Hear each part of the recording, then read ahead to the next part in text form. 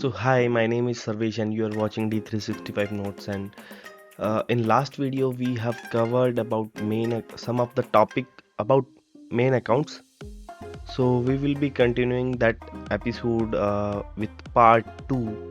So let's begin with that. So in the last video we have covered about default currency, where you can map your default currency and override your default currency in the system. So if your default currency, for example, if your transaction currency is something else on the ledger, and if you want to mark some default currency on your main account, then you can select your default currency over here. Again, after that, after default currency, here we have validate currency code option available. So here, if we are making optional, in the journal, system will not ask you any type of currency, so it will be optional. Similarly, if you are mentioning required, then you have to mention your accounting currency in the journal while posting transaction. Here we have specific single valid option. So if you have selected this option, you have to give a single valid currency in the system while posting JV in the system. So you have to give. If you have selected specify multiple valid option, then here one button will be enabled. Sorry, this currency code validation option is enabled. So let me show you again. Single. So now this is grayed out and disabled. So if you have selected this specify multiple valid options, it will be enabled. So you can enter your multiple valid currency, means from these currency you can able to select the currency. Other than that, you cannot select any other currency. For example, if I have selected AED and AF and UAE dirham and Afghani currency, then you cannot select other than this. Make sure that if you have any specific requirement about similar requirement, you can use specify multiple valid option in the currency code validation. Now we have foreign currency revaluation. So if we are using this foreign currency revaluation, means if you have enabled this, so while running foreign currency revaluation for ledger, system will consider this account as well. If there is multiple currency used in this account, system will run foreign currency evaluation in the system, and accordingly it will behave. Our next thing is exchange rate type. So if you have a specific exchange rate type for this single main account, then in that case you can select this specific exchange rate type. For example, for whole legal entity you are using a separate exchange rate type, but for this specific main account you want to use a different currency exchange rate type. In that case you can use this exchange rate type in the main account master, and system will override and use this exchange rate type. Now we have reporting currency exchange rate. Similarly, we have reporting currency. For example, your main currency is INR, but your reporting currency is USD. I will show you after some time, where we can define accounting currency and reporting currency, these things.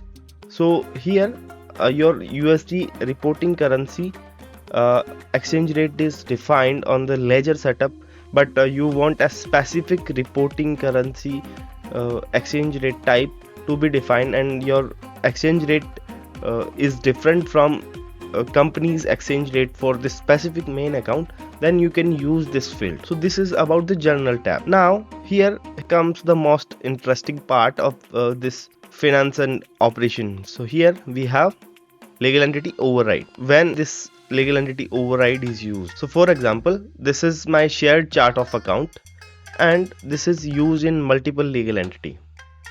So if you can see, multiple legal entities are associated with this shared chart of account.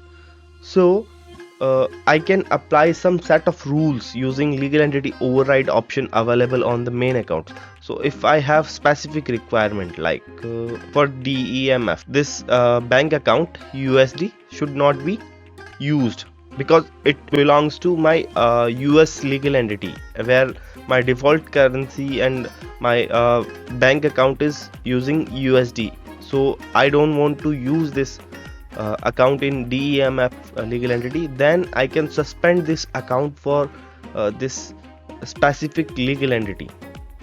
Now again, default dimension. If you see here, add, remove, default dimension, sales tax, cash flow forecast. So if you are having some default dimension also, you can set here from a fixed value. So system will use that specific set of financial dimension on the system. So you can define set of default dimension for your specific main account. Similarly, whatever we have covered for active from and active to, so you can use these option as well in legal entity override feature, where this main account should not be used in upcoming next year, or we can use this active from and active to when this main account should not be used in next year. So we can specify active from and active to date to use this main account in a specific set of time frame. After that it will be suspended or it will be blocked. We cannot use in that legal entity. So here we have allocation. So if I am turning on this button, then our allocation term button will be enabled. So let me show you again how to use allocation. So if I am enabling this button, my allocation term will be enabled. So I will click on allocation terms. Here you can select your source financial dimension and destination financial dimension. So you can specify your percentage that need to be allocated in the specific financial dimension. So if you are putting something like 50%, so whatever transaction is happening to this source financial dimension, it will be allocated to either account, or you can select financial dimension as well. So this is how you can use this allocation rule for a specific legal entity using this legal entity override feature. Similarly, we have exchange rate type and reporting currency type here.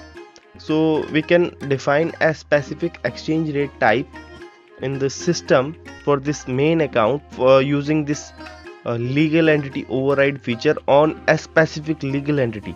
So reporting currency as well as exchange rate type currency we can define. So we can define exchange rate type as well as reporting currency exchange rate type on the system. Here do not allow manual entry. So this is the similar feature which we have discussed in last episode. So you can use this feature to block any specific legal entity from using manual entry for this account on a specific legal entity, and you can mark this do not allow manual entry. So system will not let anyone post any manual entry on selected legal entities. So you can, this is how you can use this legal entity override feature in the main accounts. Now our next tab is posting validation. Posting validation, what is the posting validation? So let me select a user ID admin. So here we have posting validation. So how to use this posting validation? So when you have a specific requirement that this main account should not be used by any other user available in the system, you can mark this a specific user. And here we have user ID. You can select from one of the user ID and mark that over here. Similarly, validate user. So if you have like a specific requirement, so a validation is required, then you can mark your select your user for that in that case. Now here we have single valid option, so only single can be selected. Here we have multiple valid option, so when we are selecting multiple valid option, we can select multiple valid user validation for this specific main account. So if we are selecting on user validation, we can select multiple user ID by clicking on new button. So these are the users who can use this main account. So this is what user validation in the system available. So save and go back. Similarly, we have posting type, so we can select posting type available from these, and similarly we have similar option available required. So means we have to fill the posting type. Okay, specify single valid option, we can select a specific single valid option.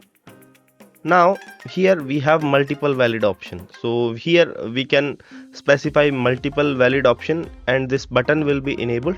So if we click on this posting validation, then we can select multiple, for example exchange rate gain.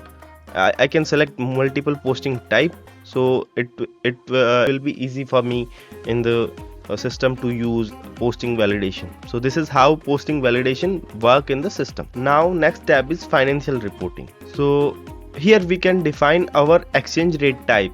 So if we are defining any exchange rate type, that will be used in our financial reporting for this main account, so which will be responsible for currency exchange rates. So just keep in mind you have selected a correct exchange rate type.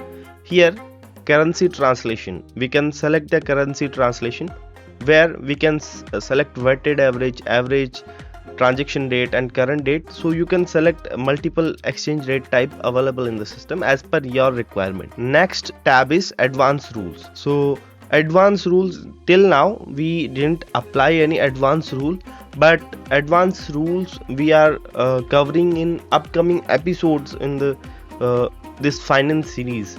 So stay tuned for that. I think that's it for today. I will see you in the next video.